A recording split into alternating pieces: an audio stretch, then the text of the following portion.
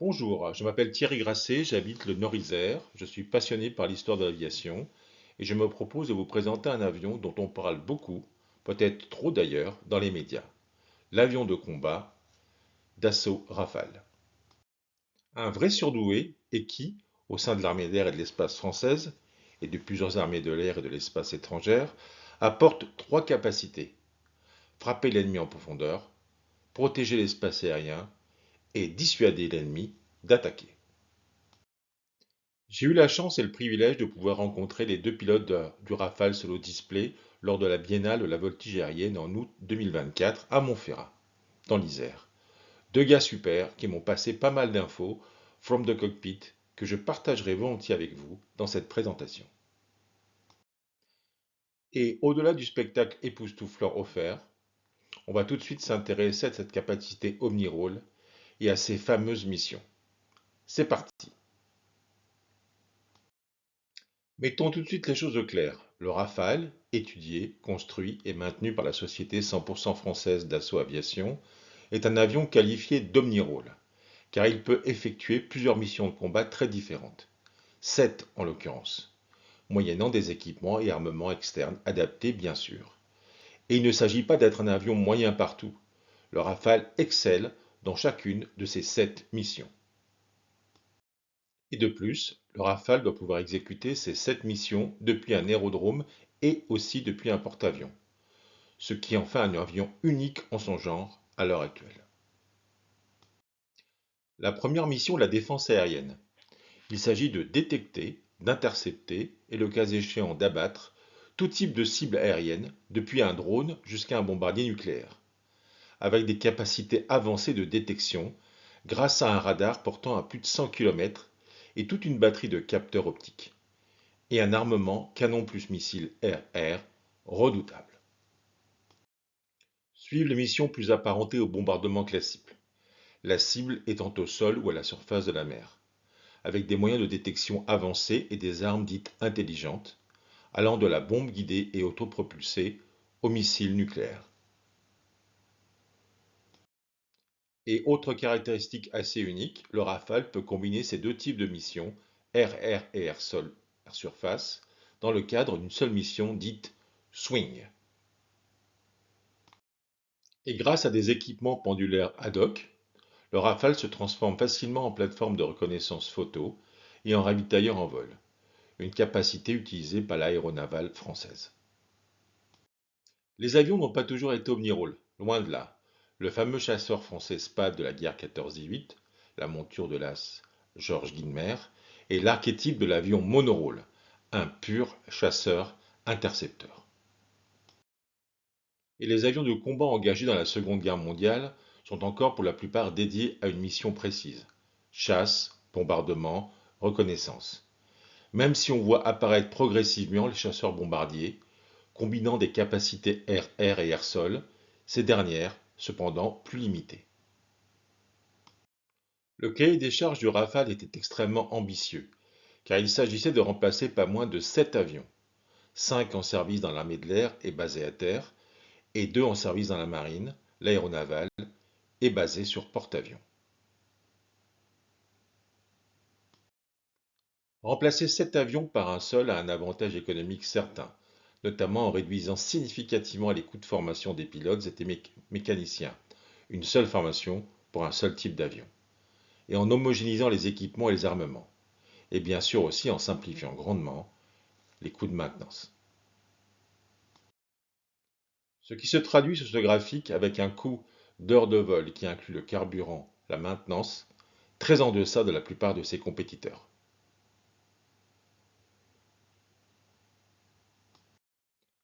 Rappelons que les trois principaux compétiteurs occidentaux actuels du Dassault Rafale sont l'européen Eurofighter Typhoon, le Saab Gripen suédois et le fameux F-35 américain.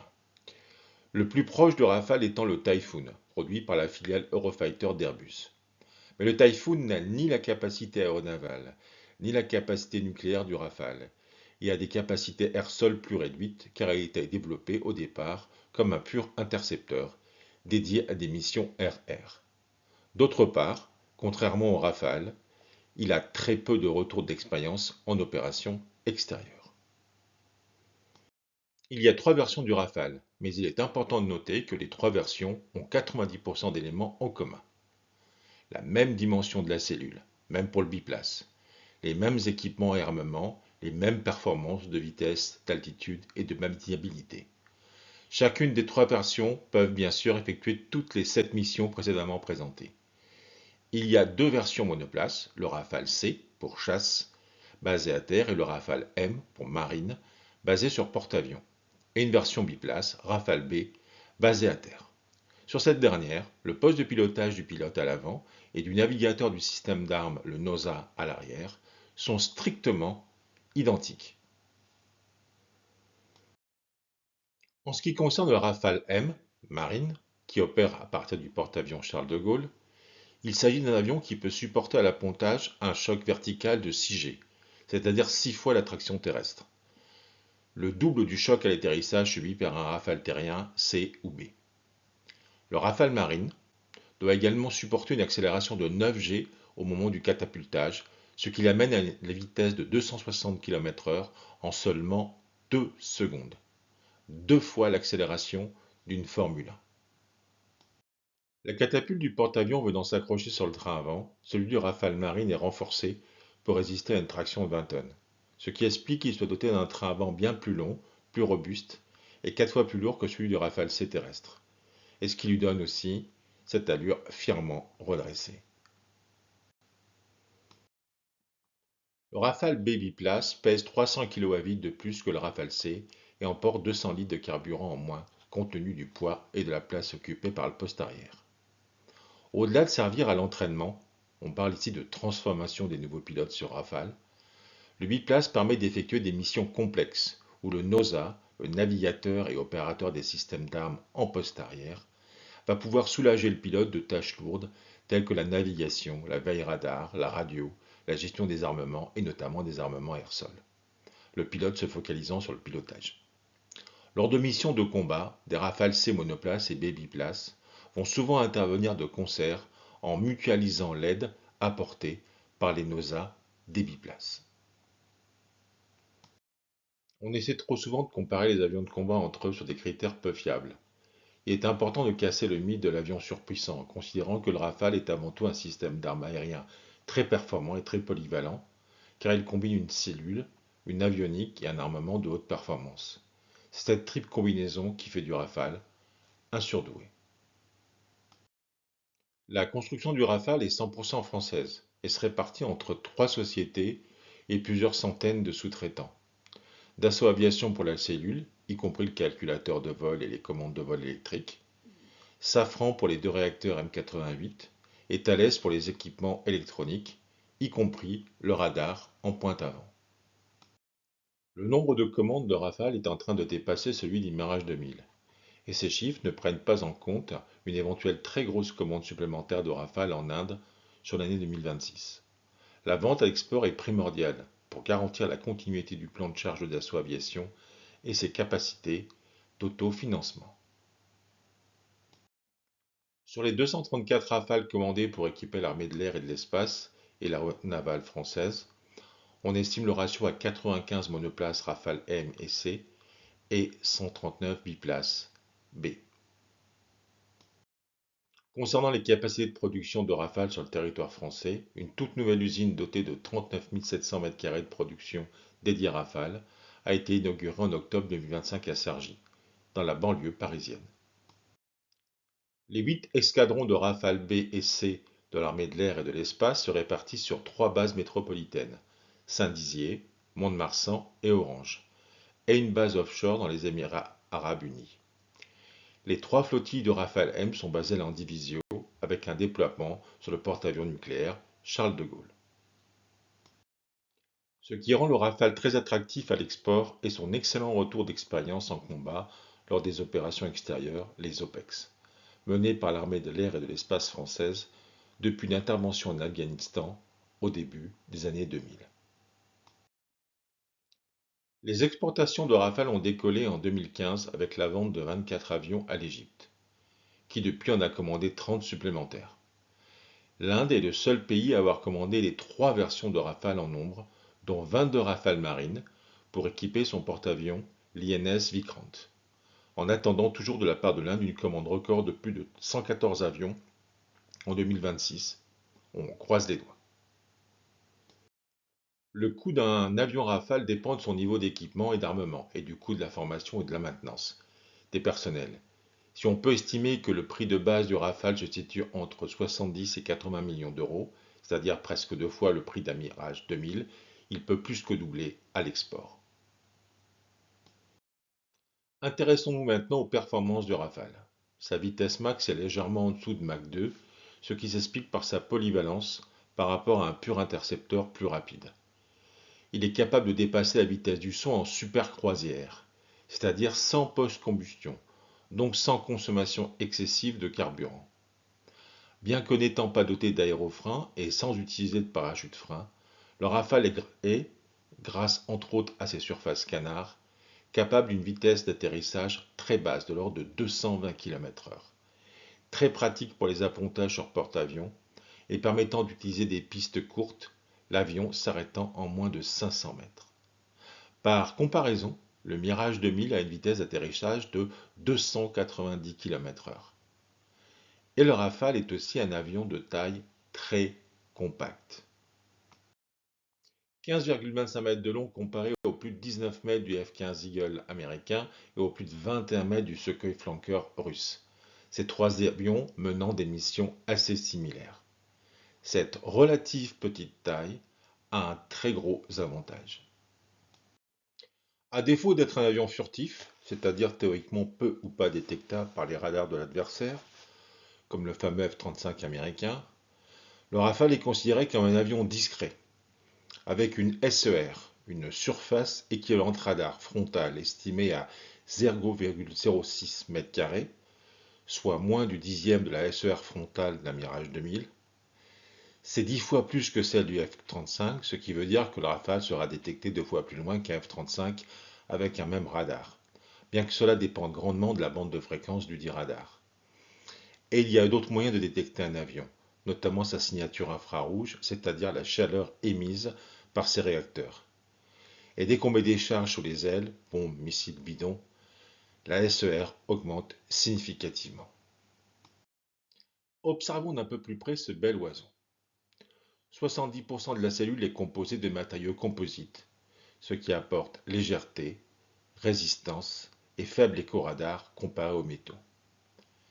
Les plans canards du Rafale apportent une plus grande maniabilité et un excédent de portance et se substituent aux aérofoils encombrants.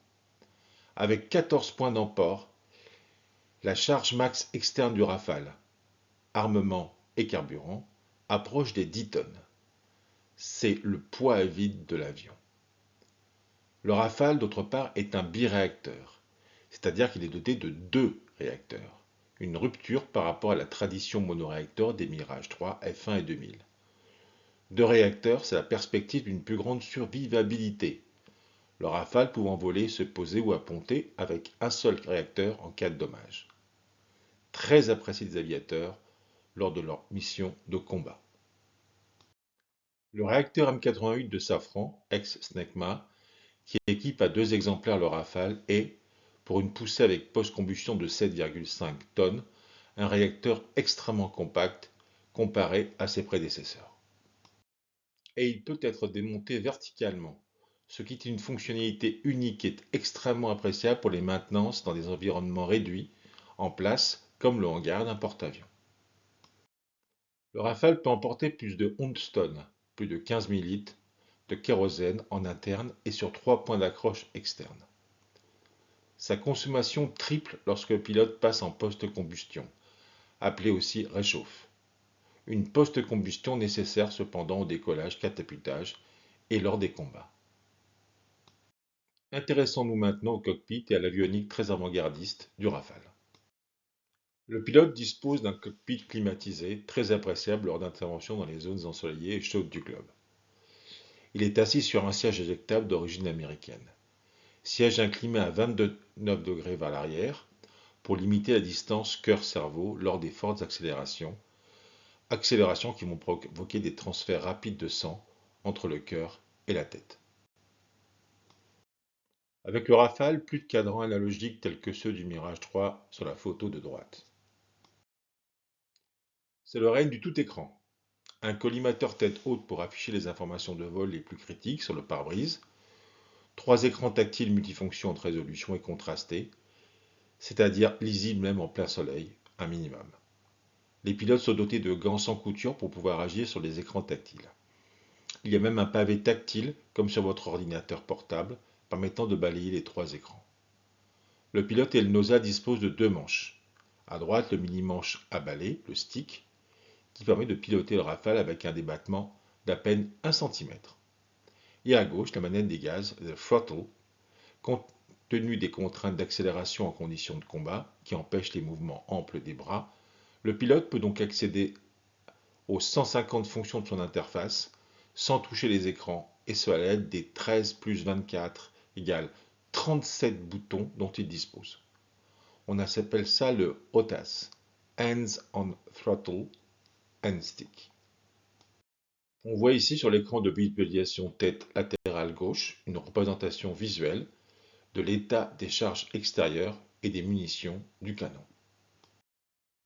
Comme la plupart des avions de combat modernes, le Rafale est naturellement instable. Un atout pour sa maniabilité, mais qui le rendrait impossible à piloter sans les commandes de vol électrique, les fameuses CDVE. Le mini-manche, le stick du pilote, transmet ses consignes à un calculateur de vol, le MTI, qui maintient l'avion dans son domaine de vol, c'est-à-dire, entre autres, qui évite par exemple le décrochage par perte de portance, et qui transmet ses ordres via les actionneurs des gouvernes de direction, de profondeur et aussi au plan canard. Ce qui fait du Rafale un avion facile à piloter, dixit les pilotes, et très sécurisant aussi. La pointe avant du Rafale abrite un radar à balayage électronique actif. Par rapport aux anciens radars à balayage mécanique, cela permet de l'utiliser simultanément en mode RR, sur des cibles aériennes, et air-sol pour le suivi de terrain et vers des cibles au sol ou en mer. Un radar capable de traiter jusqu'à 40 cibles simultanément, avec une portée de plus de 100 km. Mais l'inconvénient du radar, c'est que c'est un système actif, qui émet des ondes et qui est donc détectable par l'adversaire.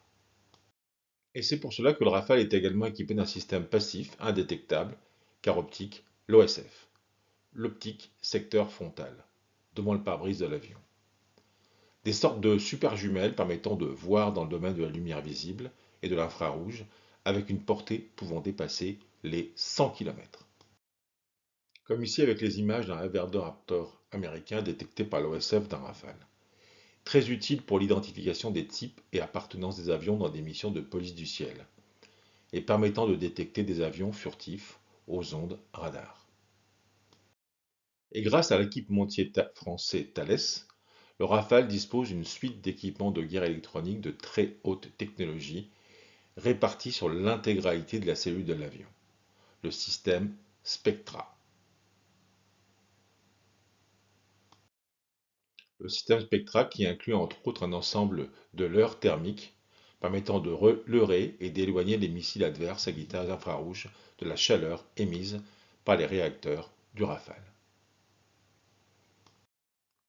Compte tenu du nombre très important d'informations multisources à traiter par le pilote, le Rafale est doté d'une fusion de ces données qui permettent un affichage simplifié, facilitant son interprétation et diminuant la charge cognitive sur le pilote.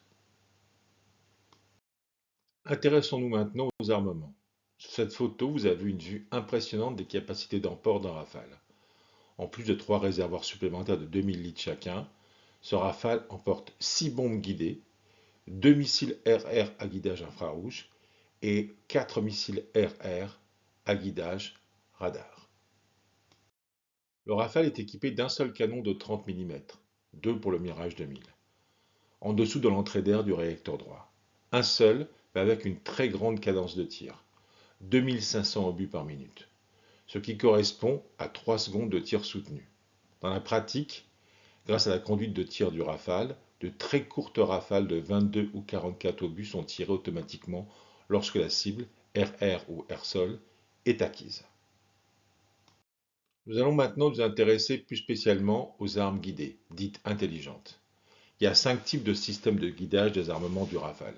inertiel, c'est-à-dire positionnement à partir d'une centrale à inertie, GPS, pointage laser et détection infrarouge pour les armes air-sol, et infrarouge et radar, c'est-à-dire électromagnétique, pour les armes air-air.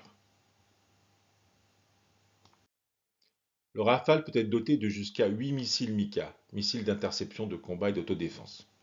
Produits par l'équipementier européen MBDA, ces missiles ont la caractéristique de proposer deux têtes de guidage, infrarouge ou radar, pour le même corps de missiles, ce qui dote le Rafale d'un missile infrarouge longue portée, 80 km, unique au monde, idéal pour intercepter des avions furtifs aux ondes radar.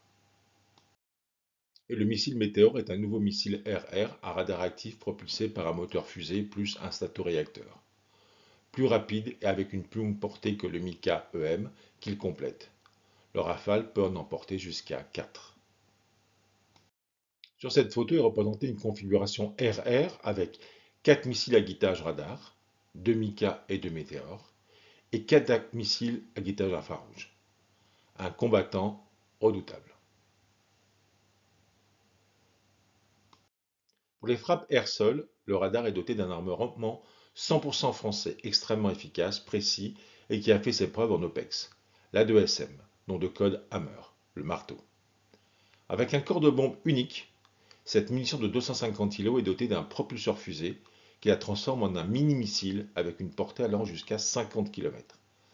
Distance suffisante pour échapper au système de défense solaire de l'adversaire.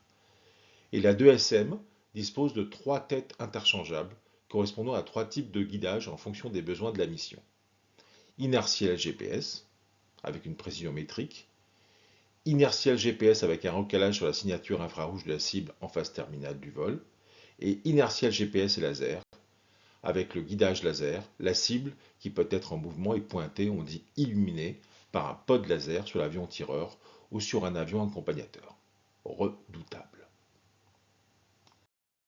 Et pour les frappes air-sol et air-surface, le Rafale dispose aussi de toute une panoplie de missiles de très haute technologie.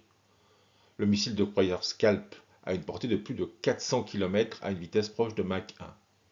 Il a une précision métrique avec un guidage hybride inertiel, radar topographique pour le suivi de terrain, infrarouge, GPS.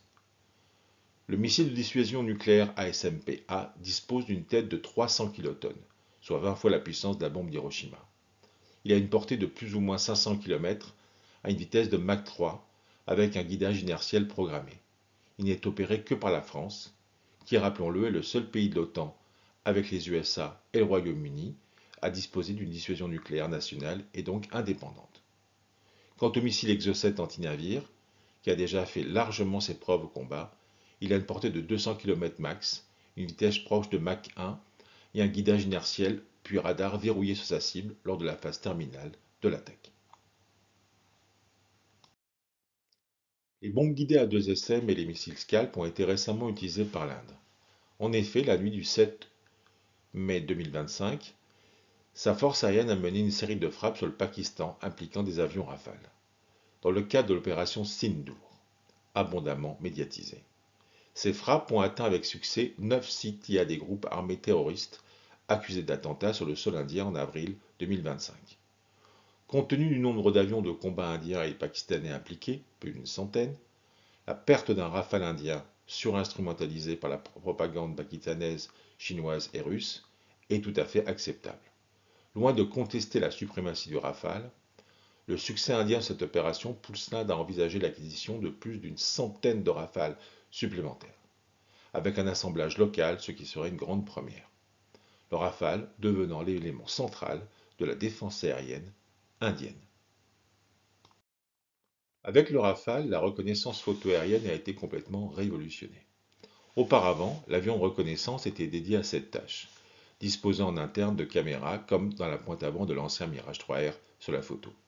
Et il fallait attendre le retour à la base de l'avion pour pouvoir développer et exploiter les photos, en espérant que l'avion ne soit pas perdu avant. Désormais, on peut très facilement transformer un Rafale en appareil de reconnaissance via un pod externe dédié comme le pod Areos. Les photos très haute définition et numérisées sont directement transmises au sol pour une exploitation en temps réel, et le Rafale de reconnaissance peut garder toute sa capacité de défense RR. Tous les Rafales sont dotés de capacités de ravitaillement en vol. Ici depuis un Airbus A330 MRTT, Multi-Role Tanker Transport, issu de la transformation de l'Airbus A330 civil. Les Rafales marines peuvent également mettre en œuvre une nacelle de ravitaillement. On appelle ça une nounou, qui permet de ravitailler un avion depuis un autre avion identique. Très pratique pour un Rafale marine revenant de mission et short pétrole et qui a besoin d'un ravitaillement de secours pour effectuer en toute sécurité ses manœuvres d'appontage. Sans comparer notre Rafale au système d'exploitation de Microsoft, il est important de noter que cet avion, depuis sa mise en service au début des années 2000, a fortement évolué à travers 4 standards. Le standard F1 initial, purement RR, le standard F2, intégrant des missiles Mika, Scalp et des bombes guidées à 2 SM, le standard F3 avec l'intégration des missiles ASMP nucléaires et Exocet marine, du pod de reconnaissance et d'un nouveau réacteur, et le standard F4 intégrant le nouveau radar actif et un viseur de casque. Et avec en perspective à l'horizon 2030-2035, le standard F5 qui intègre une évolution majeure. La capacité d'opérer de concert avec des drones de combat à réaction et furtifs, issus du programme Neurone de Dassault Aviation. Le drone de combat furtif permettant, grâce à sa furtivité, de pénétrer profondément en territoire ennemi sans exposer le personnel navigant du Rafale. Grâce à ces évolutions, le Rafale va continuer à constituer l'ossature de l'armée de l'air et de l'espace jusque dans les années 2050, et d'autres forces aériennes. Pour un premier vol du prototype en 1986, une bien belle carrière. Nous voici donc arrivés au terme de cette présentation. Compte tenu de l'ampleur du sujet et de l'envie que vous avez certainement d'en savoir plus, je vous invite à consulter dans la description de cette vidéo les sources que j'ai exploitées et qui couvrent notamment des domaines que je n'ai pu présenter ici, comme la genèse de l'avion. Merci de votre attention et à bientôt sur l'initiative Histoire d'Histoire, très cordialement, Thierry.